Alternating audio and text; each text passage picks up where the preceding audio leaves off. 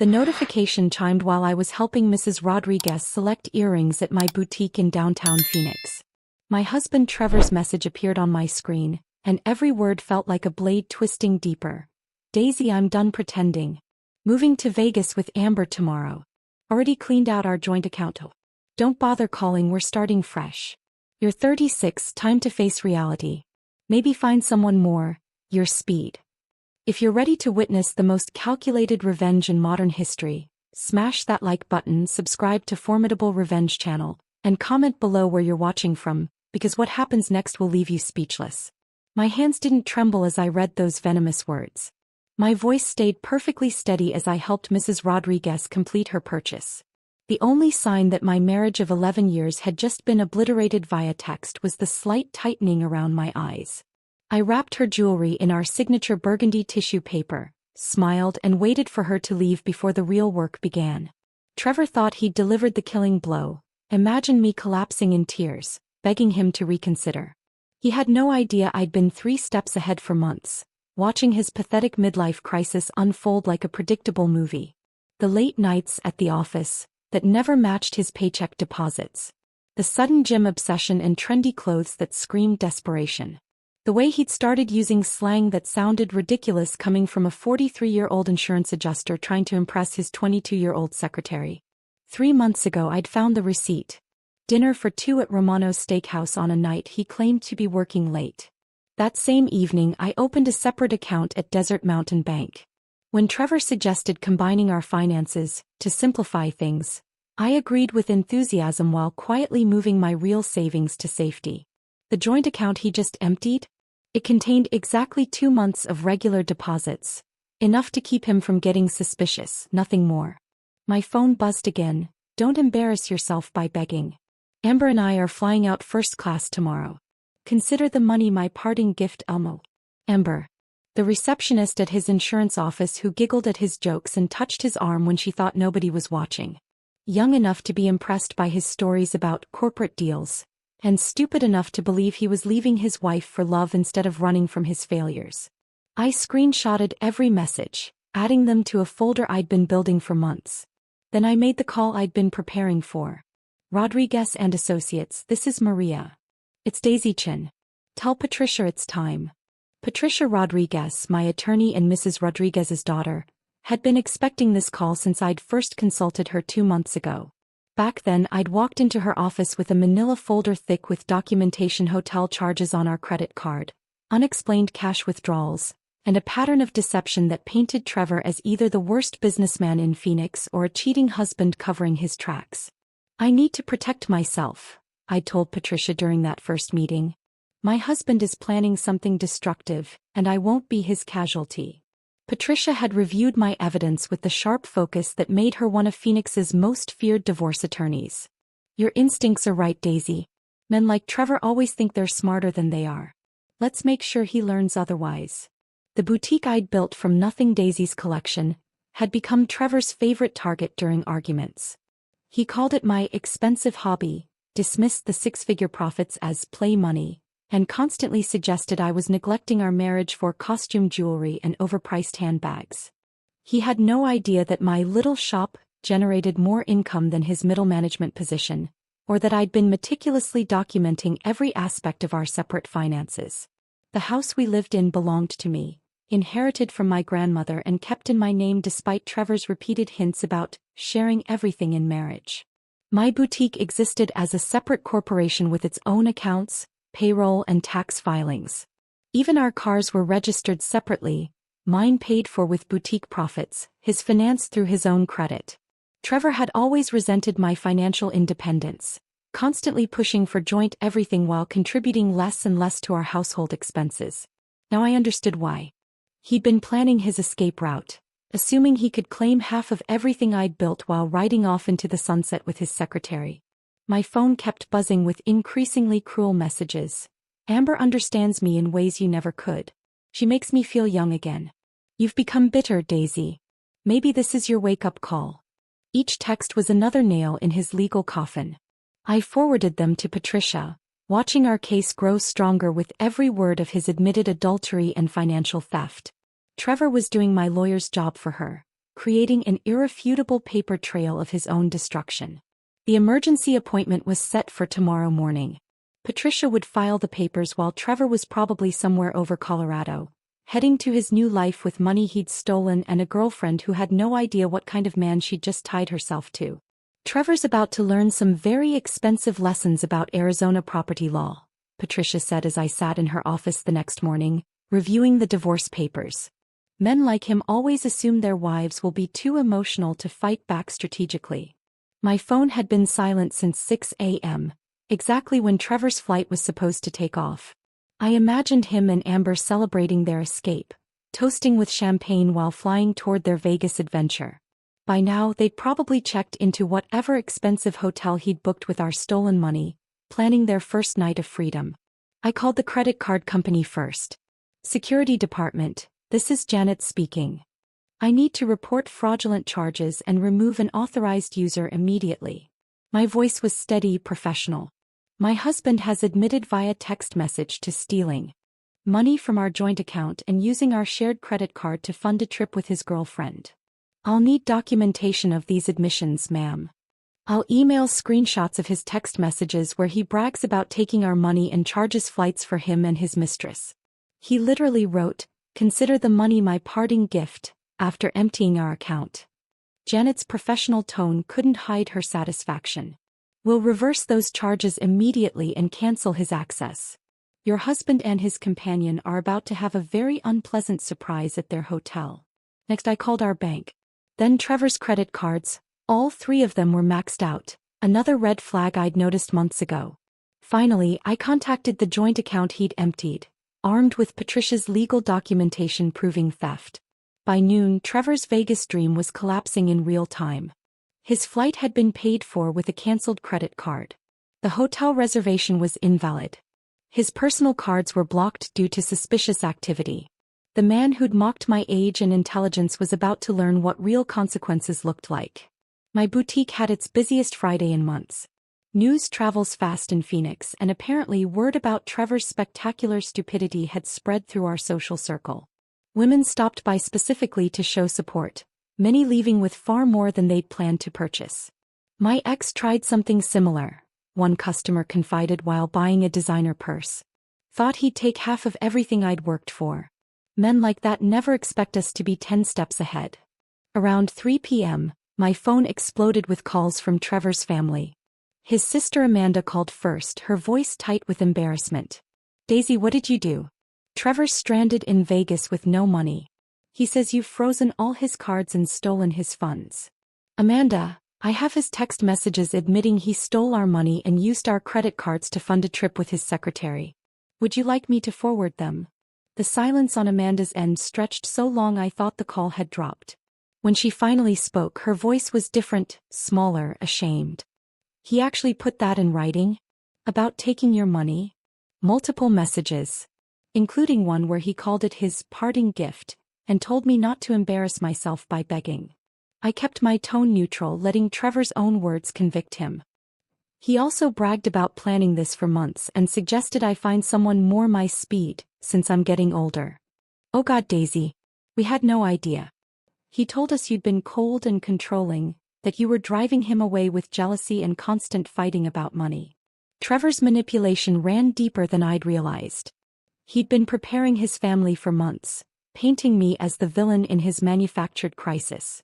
Now they were seeing the truth and their horror was palpable. Trevor's mother called next, her voice shaking with rage but not at me. "Daisy dear, Amanda showed me those terrible messages. I'm mortified that I raised a son capable of such cruelty. The things he said about your age, about replacing you with someone younger. I feel sick. I appreciate that, Margaret. I've always liked you, but I think it's best if we limit contact during the legal proceedings." "Of course, dear. But I want you to know, we're not defending him anymore. What he's done is unforgivable." Patricia called with updates throughout the afternoon. "Trevor's lawyer contacted us. They want to negotiate before the emergency hearing on Monday.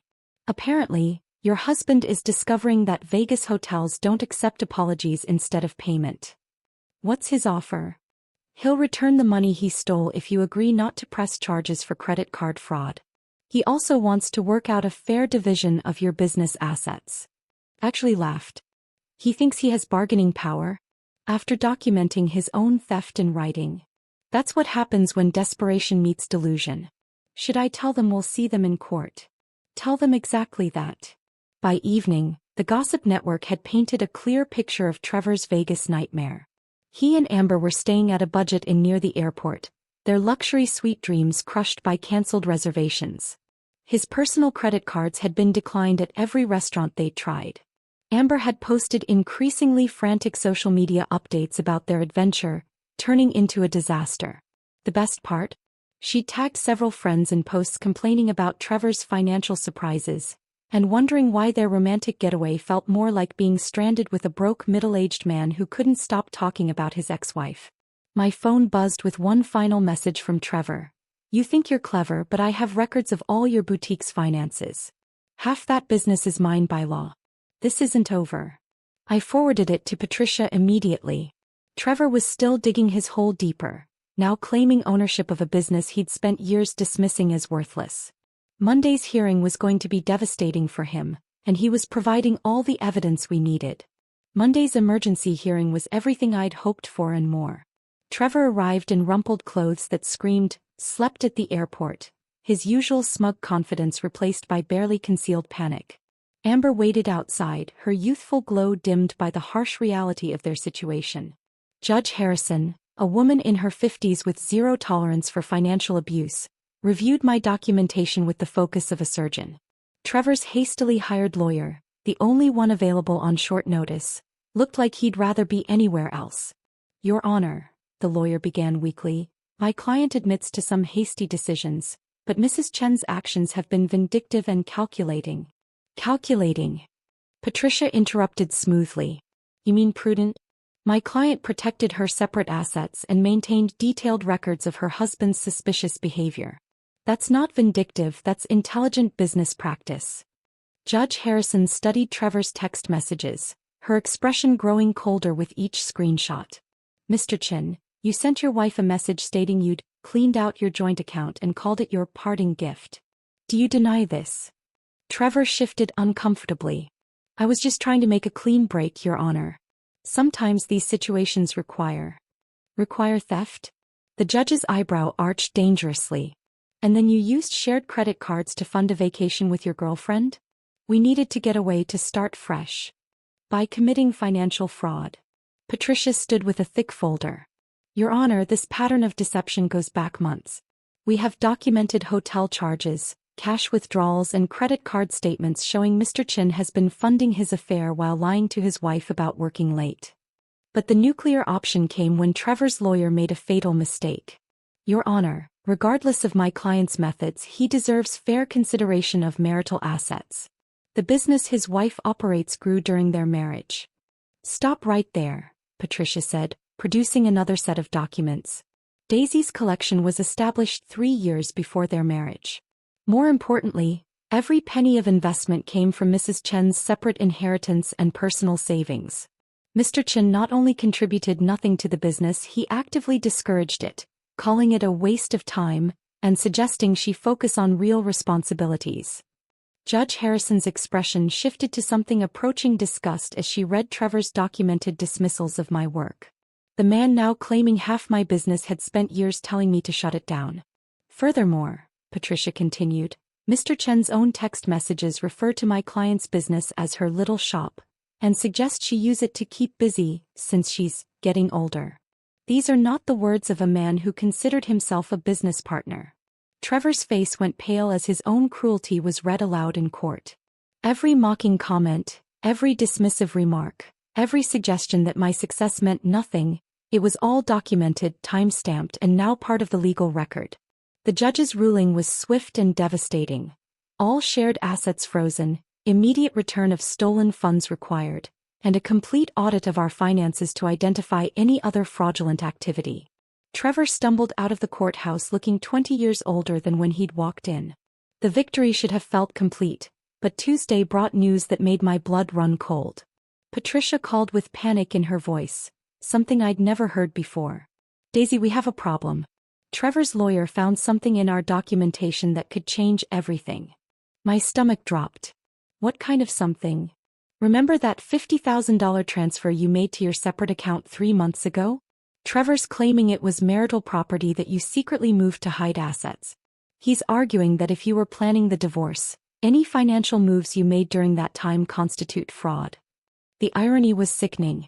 Trevor had stolen our money and charged his affair to our credit cards, but somehow my attempt to protect my legitimate savings was being painted as deception. Can he prove that? He doesn't need to prove it, just create reasonable doubt. If the judge believes you were hiding marital assets, it could invalidate our entire case. Worse, it might make you look like the calculating one. Wednesday brought more devastating news. Amber had apparently decided Trevor wasn't worth the trouble and moved back to Phoenix, but not before selling her story to a local gossip blogger. Her version painted Trevor as a romantic hero escaping a controlling wife, and me as a bitter woman who'd trapped him financially. The blog post went viral in our social circle. Suddenly the narrative was shifting. Instead of a cheating husband getting his comeuppance, the story became a successful businesswoman who destroyed a man's life out of spite. Women like her give the rest of us a bad name, I overheard at the grocery store. Freezing his cards while he was out of state? That's just cruel. My boutique sales dropped for the first time in years. Customers who'd supported me last week now whispered and pointed. The tide of public opinion was turning, and Trevor's new lawyer was smart enough to use it. Thursday's hearing was a nightmare. Trevor appeared in a borrowed suit, looking defeated and sympathetic. His new lawyer, recommended by his family, was sharp and ruthless. Your Honor, my client made mistakes, but Mrs. Chen's actions show a pattern of financial manipulation that began long before his admittedly poor decision to leave. She moved $50,000 without his knowledge, maintained secret accounts, and then used her superior financial position to trap him in Vegas without resources. Judge Harrison looked troubled as she reviewed the timeline. Mrs. Chen, why didn't you inform your husband about moving these funds? Patricia struggled to defend actions that looked suspicious when stripped of context. The careful planning that had seemed smart last week now appeared calculating and cold. Mrs. Chen was protecting assets she reasonably believed were at risk. By deceiving her husband, Trevor's lawyer countered. She admits to monitoring his activities for months, setting traps and manipulating their joint finances while pretending everything was normal. This isn't protection, Your Honor. This is entrapment. The hearing ended with the worst possible outcome. Everything was now in question. That night, alone in my house, I sat surrounded by the legal documents that had once felt like shields but now felt like chains. Patricia had warned me this might happen, that revenge could backfire when emotions ran high and lawyers got creative. But as I stared at Trevor's original text message still displayed on my phone, something crystallized. I wasn't the villain in this story. I'd simply refused to be the victim. Friday morning brought an unexpected ally. Margaret, Trevor's mother, called with information that would change everything. Daisy, dear, I need to tell you something about Trevor's finances. After his father died last year, Trevor inherited $75,000 from the life insurance policy. He never told you, did he? My hands started shaking. No. He said the policy barely covered funeral expenses.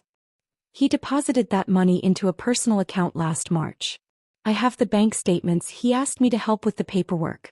If there's been talk about hidden assets, you should know he's been hiding money too. The hypocrisy was staggering.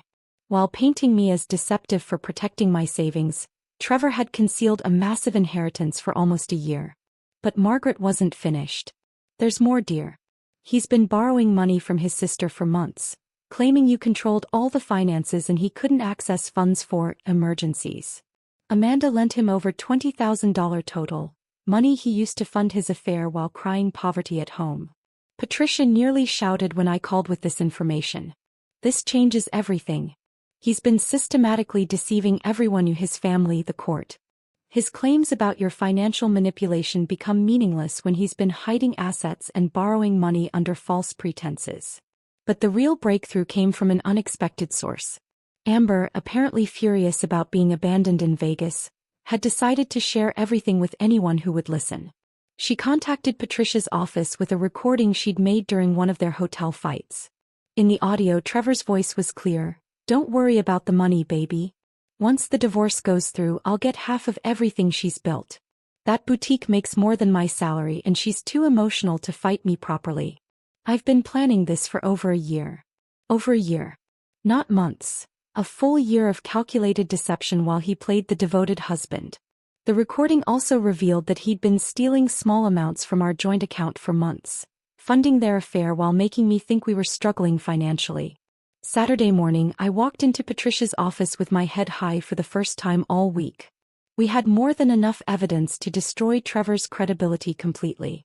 His claims about my entrapment would crumble when the court heard his own voice admitting to long-term fraud and manipulation.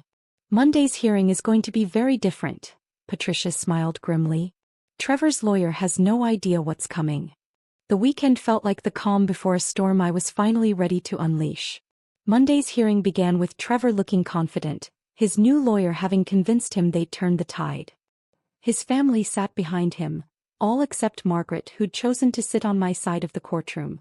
The symbolism wasn't lost on anyone. Patricia started quietly, almost apologetically. Your Honor, last week raised questions about my client's financial transparency. We appreciate the court's concern and would like to address those questions comprehensively. Trevor's lawyer sensed victory. Your Honor, we maintain that Mrs. Chen's pattern of deception. Actually, Patricia interrupted, let's talk about patterns of deception. She played the recording. Trevor's voice filled the courtroom, casual and cruel. I've been planning this for over a year. She's too emotional to fight me properly. I'll get half of everything she's built. The color drained from Trevor's face as his own words convicted him. But Patricia wasn't finished. Your Honor, Mr. Chen has claimed poverty and financial dependence throughout these proceedings. However, bank records show he inherited $75,000 last March and hid this from his wife while borrowing $20,000 from family members under false pretenses. Judge Harrison's expression shifted from skeptical to furious as Patricia presented document after document. Trevor's hidden inheritance. The loans from his sister. ATM withdrawals that funded hotel rooms while he claimed to be working late. A pattern of financial deception that spanned over a year. Furthermore, Patricia continued, producing credit card statements. Mr. Chen charged over $15,000 in affair-related expenses to cards his wife wasn't aware of, then claimed financial hardship when she protected her legitimate assets. Trevor's lawyer tried desperately to redirect. Your Honor, regardless of my client's methods. Methods? Judge Harrison's voice cut like ice. You mean systematic fraud, theft, and perjury? The final blow came when Patricia presented Amber's testimony. The young woman had provided a written statement detailing Trevor's promises to take his wife for everything she was worth, and his boasts about manipulating both his family and the legal system. Mr. Chen told Miss Peterson that his wife was too trusting to protect herself properly, and that her business success made her an easy target for a calculated divorce strategy. Trevor tried to speak, but Judge Harrison silenced him with a look that could have melted steel. Mr. Chen, I've presided over many divorce cases, but rarely have I seen such calculated cruelty and systematic deception. You've lied to your wife, your family, this court, and apparently everyone else in your life. The final ruling was devastating. Trevor would receive nothing from marital assets, owed me restitution for stolen funds, and faced potential criminal charges for fraud. His claim to my business was dismissed as frivolous, and he was ordered to pay all legal fees. As we left the courthouse, Trevor's sister Amanda approached me. I'm sorry, Daisy. We should have seen through his lies sooner.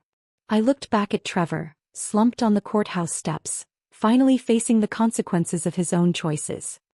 He always was a better liar than husband. 6 months later, Daisy's collection had expanded to 3 locations across Arizona. The irony wasn't lost on me. While Trevor struggled to rebuild his life from his mother's basement, the little shop he'd mocked was thriving beyond my wildest dreams. The media attention from our case had brought unexpected benefits. Women across the country reached out, sharing similar stories and asking for advice. I'd become an accidental spokesperson for financial independence and self-protection, speaking at conferences about the importance of maintaining separate assets and trusting your instincts. Trevor's life had unraveled completely. His insurance company fired him after the fraud charges became public. His dating attempts were disasters. Word had spread through Phoenix about his history, and no woman would risk getting involved with someone capable of such calculated cruelty. He tried to move to another state, but legal obligations from our case kept him tethered to Arizona. The gossip network that had once turned against me now painted a clearer picture. Amber had shared more details about their Vegas disaster, including Trevor's complete breakdown when he realized he'd lost everything. According to her, he'd spent their last night together crying about his ruined life, and begging her to stay with him despite having no money or prospects. He kept saying you'd destroyed him, she told people at parties. But I was there. He destroyed himself. Daisy just refused to go down with the ship. My phone buzzed with a text from an unknown number. For a moment, my heart raced, thinking it might be Trevor trying to contact me again. Instead, it was from a woman in Colorado. Hi Daisy, I heard your story at a conference last month. My husband just asked me to put his name on my business accounts. Your speech saved me from making a huge mistake. Thank you for showing us how to protect ourselves. I smiled, thinking about the framed text message still hanging in my office, not as a reminder of pain, but as proof that sometimes the worst betrayals lead to the best transformations. Patricia called with final updates about Trevor's situation. His mother's tired of supporting him. She's given him until the end of the month to find his own place. Apparently, he's been trying to get loans using your old joint credit rating. Of course he has. The good news is his credit is destroyed from the legal fees and restitution payments. No bank will touch him. That evening, I stood in my newest boutique location, watching employees help customers find pieces that made them feel powerful and beautiful. The young woman working the jewelry counter reminded me of Amber, young, bright, full of potential. But she was building something real instead of destroying someone else's life. My phone buzzed one last time. A message from Margaret. Daisy dear, Trevor's moving to Utah next week. His aunt offered him a job at her hardware store. I wanted you to know you'll finally be completely free of him. You deserved so much better than my son gave you. I deleted the message without responding. Trevor's future wasn't my concern anymore. He'd written his own ending the moment he sent that cruel text, thinking he could destroy me without consequences. The boutique's evening light caught my reflection in the mirror. Not the broken woman Trevor had expected to leave behind, but someone stronger, smarter, and infinitely more successful than he'd ever given me credit for. Sometimes the best revenge isn't getting even. Sometimes it's simply becoming everything they tried to prevent you from being. The little shop he'd mocked now employed 40 people across 3 cities. The woman he'd called too old had built an empire while he rebuilt his life from scratch. And somewhere in Utah, stocking hardware store shelves, Trevor would spend the rest of his days knowing exactly what he'd thrown away. That's the power of preparation meeting opportunity, and the beautiful justice that comes when predators underestimate their prey. What revenge story should we tell next? Drop your suggestions in the comments below, and don't forget to subscribe to Formidable Revenge channel for more stories of justice served cold.